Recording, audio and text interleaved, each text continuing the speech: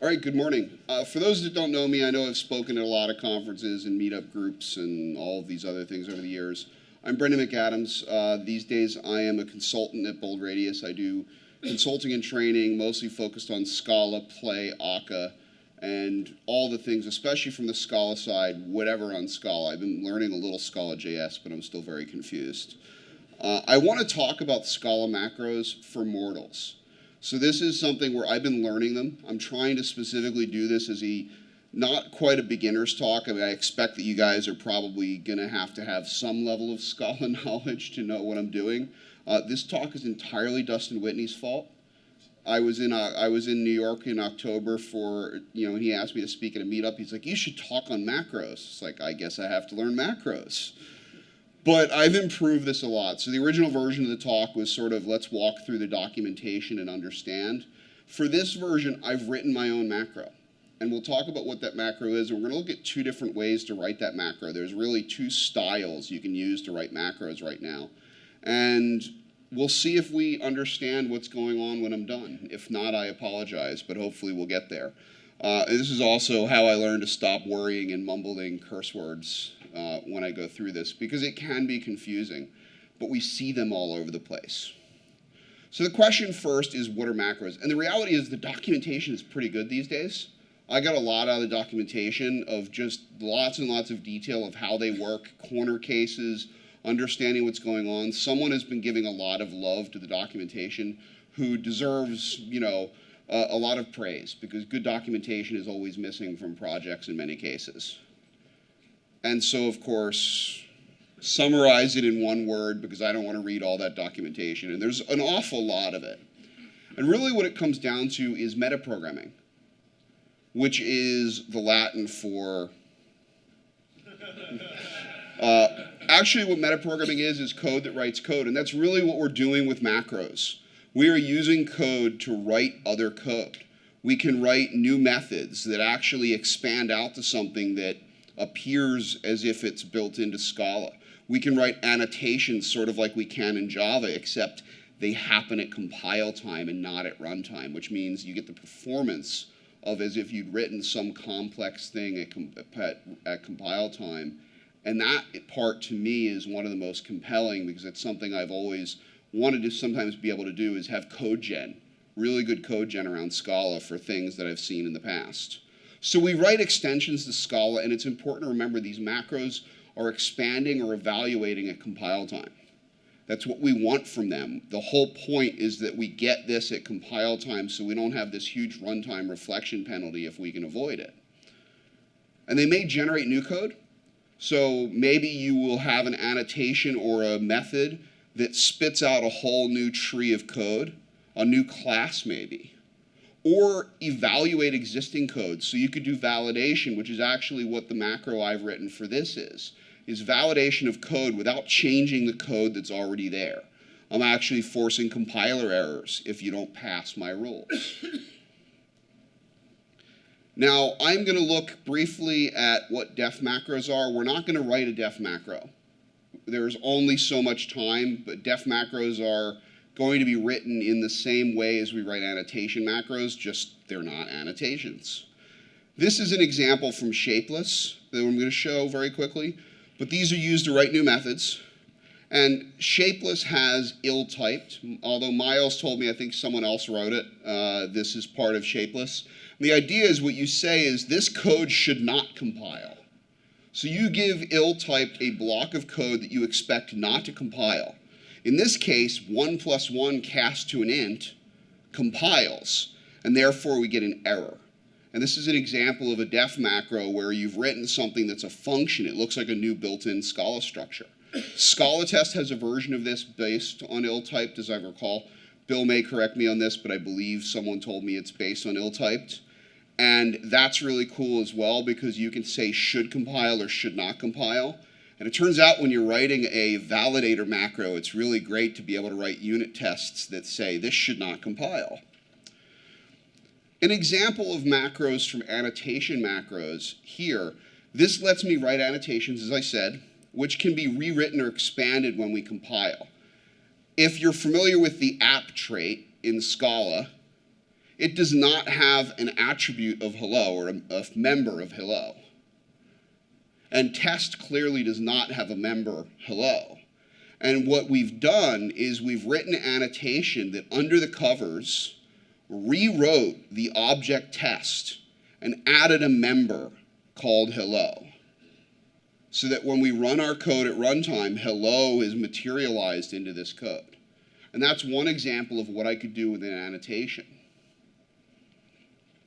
And there's a lot more. So I probably should have started with this, but I like to at least give you an idea of where we're coming from. I am pretty new to macros. As I said, I learned these specifically for a talk that Dustin Whitney asked me to do.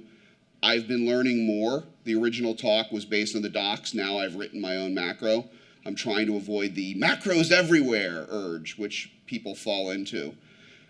But I want to share knowledge, hopefully from a little more than a beginner's point of view now, but enough that you can see things from the standard of, I am not a deeply scary sorcerer who understands this stuff at a fundamental level. I'm fairly, the idea was macros for mortals here. So we're going to look at it from fresh, profusely bleeding eyeballs. Because I am hoping that may not be a side effect, but I should warn you that that may be a side effect of this talk. So once upon a time, the only real way we could add compile time functionality to Scala was by writing compiler plugins.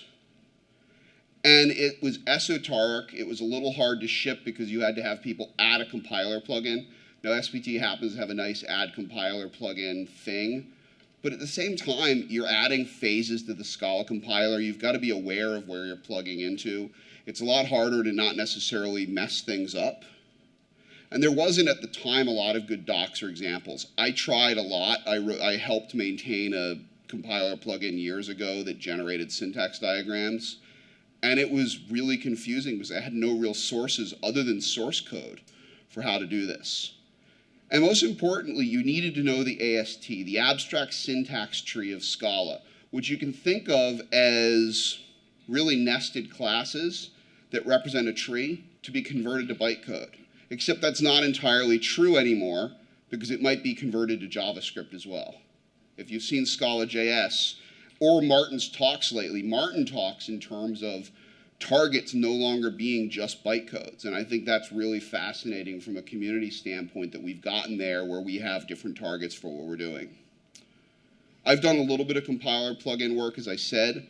The AST can be really tough to deal with. However, some of the tools that we get in macros now have, my understanding is, are available in compiler plugins as well. So if you really did need a compiler plugin, you could.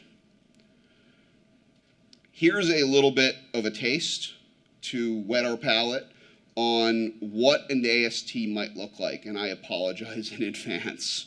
I've written a simple class here with a couple of members and a print line. What this looks like in the AST, and I see Miles nodding in the back. I don't know if it's because he knows what's coming or... You can see why maybe writing the AST code is a little bit complicated. And the benefit is there, but it's really hard to learn all this stuff and remember all this stuff. And the common reaction is jumping out the window. In fact, this room is organized really well for this picture. There's even extra windows. So this is where the macro comes in to hopefully make this easier because we still have to deal with the AST, but the macro gives us some interesting tools to work with this. Since 2.10, they've shipped as an experimental feature. You do have to do an import that says, yes, I'm aware I am enabling this experimental feature, or I believe there's a compiler flag. They've been adopted fairly quickly. I see them all over the place. I keep tripping over them with every library that I use. And usually in good ways. People are doing good things with macros and adding cool functionality. You saw ill-typed before. AST knowledge can be somewhat avoided, but not entirely. There are some cool tools to generate it for you. I'm going to show two versions of a macro. One with an AST and one without, with one of these other tools that we have. They make enhancing Scala much, much easier than writing compiler plugins. I mean, we don't have to have users add special things. We can have the code go in. We can have things feel natural. And I think they're easier to debug and test, because it's a lot easier to have code that compiles to a library and then just test that that library works the way we think it will. You do have to define your macros in a separate project from your implementation or your usage. If you look at, and I put all the source code for my demo macro up on the web, and I'll post the link to that, you'll notice that I have a macros project and an implementation project. You can't use the macro directly from within the macro project. You have to have a separate implementation area, and keep that in mind. So, hail science. We've got fancy stuff with which to work with. Now, macro paradise is an interesting piece that bears mentioning. The project is evolving very quickly. And part of it is macros are evolving quicker than Scala is. And so what they've been doing is adding lots of improvements to macros, and it's a plugin you can add that brings new functionality in before it makes it to Scala. One of the features that's currently only in macro paradise is annotations. So we will use that, and that needs a compiler plugin, so I don't get to avoid compiler plugins entirely, sorry. But I didn't have to write one in order to use it. You can learn more about macro paradise at the link here. I will post my slides up to Speaker Deck when I'm done. I've already exported them in PDF, so I won't forget. And there's a good link that gives an overview of the purpose of the project, as well as all the docs for macros themselves. What I've written is a macro for ADT validation. Unfortunately, there are some bugs in Scala that make it impossible, given the root of an ADT, to walk down all the subclasses, which is what I originally wanted to do. But I've written something that uses an annotation to expand to a macro at compile time, and it validates that the root type of your ADT is valid. That the root type of your ADT has to either be a trait or an abstract class, and it has to be sealed. These are generally the rules we follow when we're building an algebraic data type. Think of option, or think of something else where you have a closed tree that you know what it looks like. I've done this to start with AST manipulation, just so we know what it looks like. You can find the code. GitHub recommended Supreme Octocat Adventure as the name for my repository, so I made it Supreme Macro Adventure. I was feeling a little whimsical. Let's look at some chunks real quick of Scala test. I'm going to move through this relatively quickly because of timing, but I'll point out the things that are, hey, this is what we need. This is the annotation in action. I've annotated the trait foo with @ADT and said it should not compile because it's not sealed. Just like the second one is an object. An object can't be the root of an ADT. It should not compile. A sealed trait should compile, or must compile. I prefer must matchers to should matchers. It sounds more assertive. And a sealed abstract class should also compile. Also, if I have type parameters, this was a corner case that I caught last night, was that type parameters weren't being matched and it was blowing up my matcher. So the validation, there is an annotation that needs to be defined. This extends static annotation, and then we have macro transform, which we'll call the macro. The compile time only, make sure we've enabled macro paradise. Without the compile time only, Scala will silently fail to expand the annotation and look at it at runtime. Macro paradise makes sure that the annotation disappears at runtime. And so this gives you an error if macro paradise is not included as a compiler plugin. And macro transform is what delegates to the actual implementation that validates it. A quick note on the annotees variable, because it's weird. You'll notice that we're passing in a var args. This is called once per annotated class. The fact that it has to take a var args can be confusing because it's once per class with an exception. If you annotate a class or a trait that has a companion, you get the object also. But if you annotate an object with a companion, you only get the object.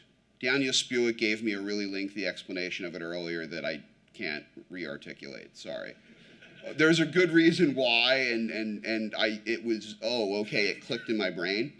But if you get a trait or a class and a companion object, and whether you rewrite code or do a validation, what you return has to include a companion object, or Scala will give you this error, that you're trying to expand into something that doesn't match what it started with. Now, my code is a rough overview, and it's too small on my speaker notes to see it.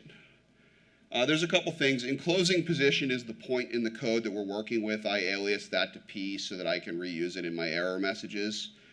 And I'm mapping annotates from an expression to a tree, and then converting it to a list, because var args, I believe, is an array, is what you get it as. So we're using it as a list so we can use the list matchers.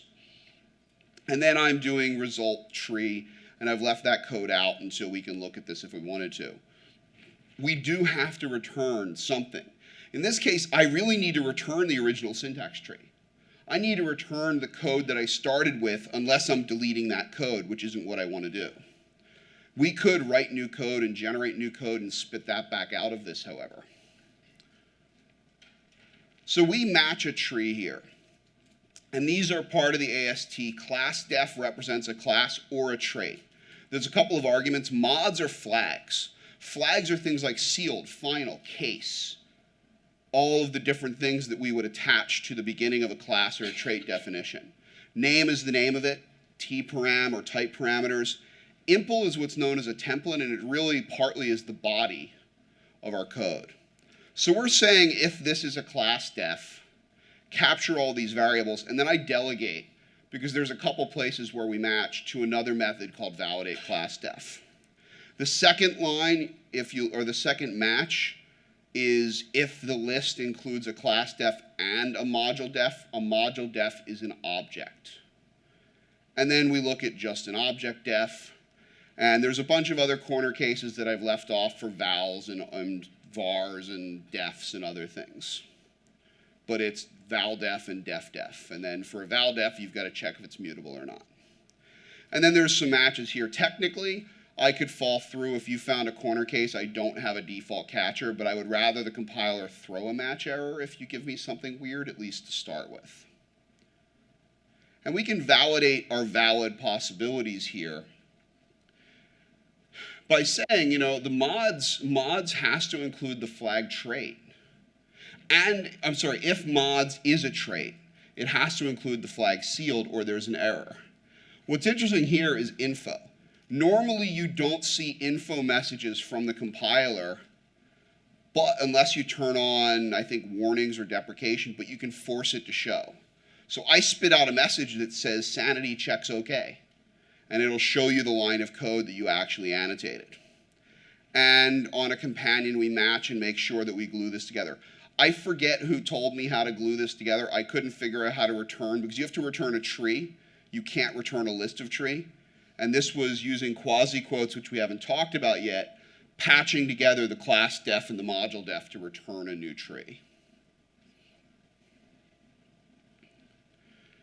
And there's a bunch of other checks. If it's an abstract, if it's sealed for classes, otherwise it sanity checks OK.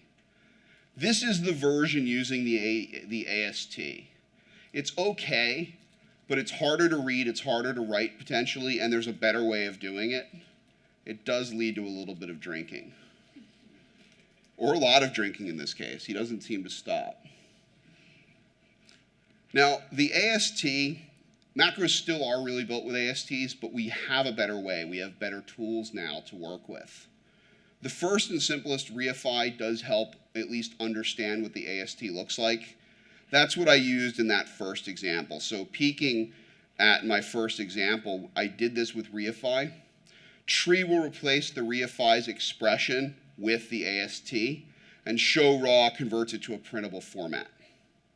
I find this great to get inspiration or understanding of the AST when I'm working on something, to see if I'm generating code, what it's supposed to look like if I was to write that code by hand. and it makes my head hurt a little bit, but maybe not in a bad way. Quasi-quotes give us more sanity. Quasi-quotes potentially give us a better way of doing this. This implementation that I'm going to show you or breeze through, my apologies on the timing, the implementation is about half the number of lines of the other one. Now, I'm back and forth about whether I prefer the AST version or the quasi-quotes version, because purely number of lines isn't necessarily better, and the quasi-quotes matchers can be a little confusing, but they're powerful. There is not a way to avoid the AST completely, but macros have some improvements to make it less necessary. And quasi-quotes have been added in Scala 2.11. You also, I think, can use macro paradise to get them in 2.10. They let us write the equivalent of string interpolation that evaluates or generates the Scala code, which is awesome. And we're going to look, time permitting, we should look at a quasi-quote version of this macro, even if it's at warp speed. But first, we need a bunch of imports, and I don't think this bears going through. Just keep in mind, there's a whole bunch of imports, and you can always refer to the docs or refer to my slide, but you have to import a bunch of things for quasi-quotes to work. The reflect here is, I think because I was working on the Scala console rather than working in the compiler, you don't use runtime reflect within your Scala, your plugin. It looks like string interpolation, but we put a Q in front of it. So here I've just written a block of code. Q def echo blah, blah, blah. And this generates an AST def. That generated a def for me. I wrote out Scala code in a Q, and I got a syntax tree representation of it. Now that itself isn't necessarily terribly useful, except maybe if I'm in a compiler plugin and I need to generate a whole new method like hello, I can just do a quasi-quote. Where it gets interesting is here I've written an exception, which is a more complex one, and you'll see again I get a class def. But I can extract from this too. Quasi-quotes are extractors. So I can say case class, $CNAME class name, .. tparams. That is known as a splice. It $$ expects an iterable of tree, which means it's totally optional. So if there are no type parameters, it'll still extract okay. The parameters that go with it extends $parent. That's actually slightly wrong. That should be ... $parents, so that even if there's no parents, it matches. And with the traits that mix ins. And then we get a bunch of variables. We've pulled out variables for each of these things. So we can completely extract from any class using quasi-quotes or def or any other piece of Scala code. We can extract out from that.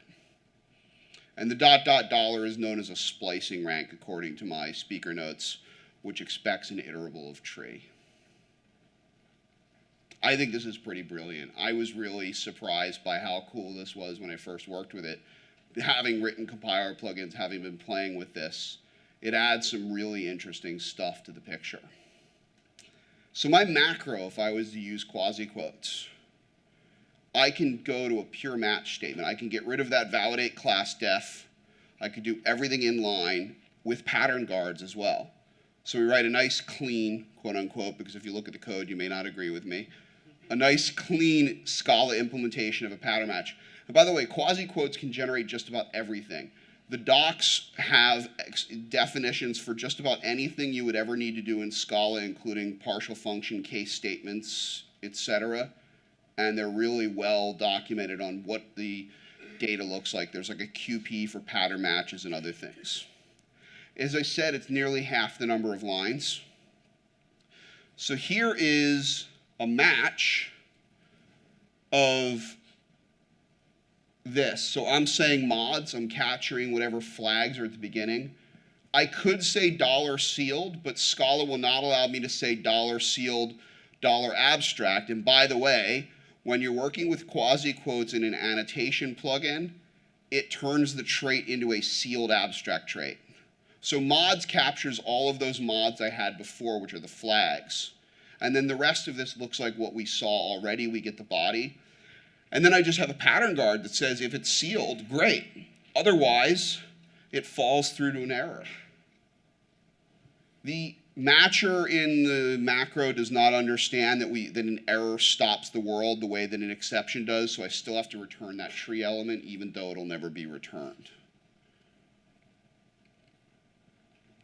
The class checks are very similar. Unfortunately, there's a bitwise or on flags, but no bitwise and, which would have been nice to say has flag, sealed and abstract. But I just check if mods has flag sealed and has abstract, we sanity check okay. Otherwise, we fall through to an error. And this is one of those examples of looking at the slides afterwards will probably be helpful to digest. But we're writing code that looks like code and with quasi-quotes, and we're just doing a pattern match. That's the internals of my macro. That's what it looks like. It's made up of this. And that's pretty much the entire macro. We have some checks for things like objects and the companion checks. Here, I didn't care what the object looked like, so I skipped quasi-quoting my object for the companion and just said if there's a module def. So yes, you can mix AST matches with quasi-quote matches if you need to. And I struggled for a little bit to get the object match to work and couldn't quite get it. So I switched over to module def when I realized I didn't care.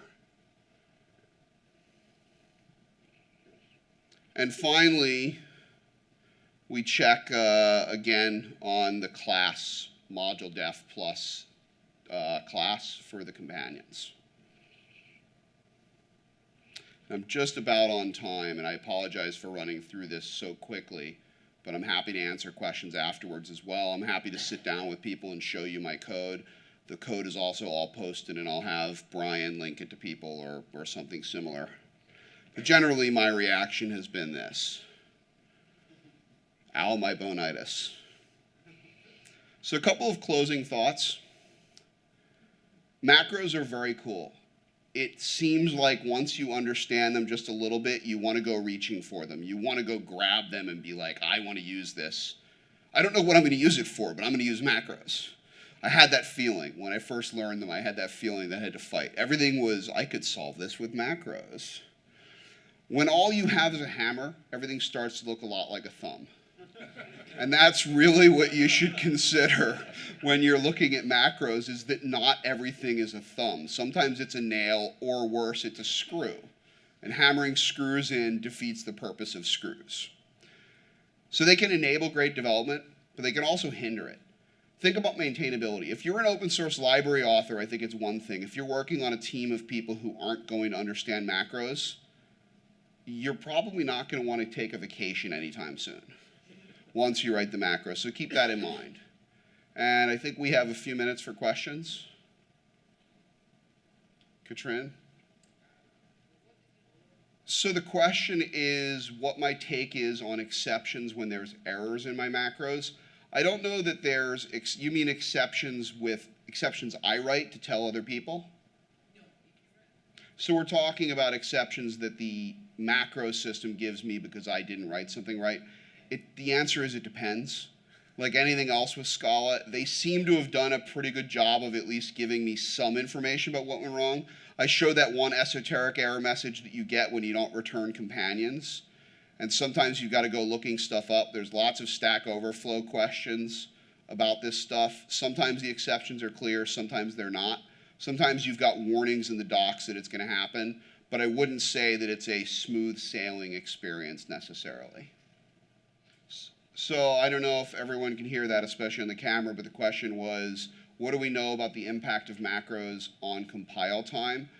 I would say we're adding extra code to the compiler, so it's probably going to be slower. Right. It depends upon the complexity of the macro. Okay. I am in the camp of I am willing to suffer a slower compiler if I get a faster runtime.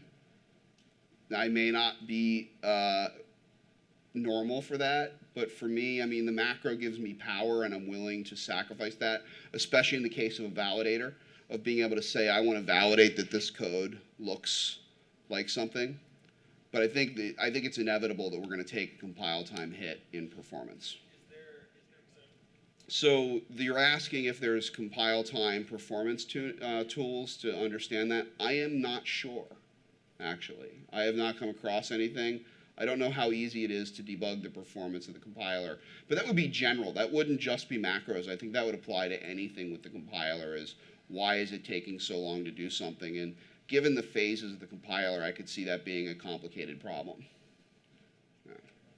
So Daniel Spuik has pointed out, order of magnitude wise, there's a lot more complicated things like trait linearization the compiler can be doing that's going to make the macro, at least my macro, a drop in the bucket performance-wise. I think we have time for one more question. So as you mentioned, a lot of... So the question was, the annotation macros have been marked experimental for a while, and whether I know if that's going to change in the future. The answer is I have no clue. I think they're planning on getting them into 2.12, but I could be wrong. Yeah.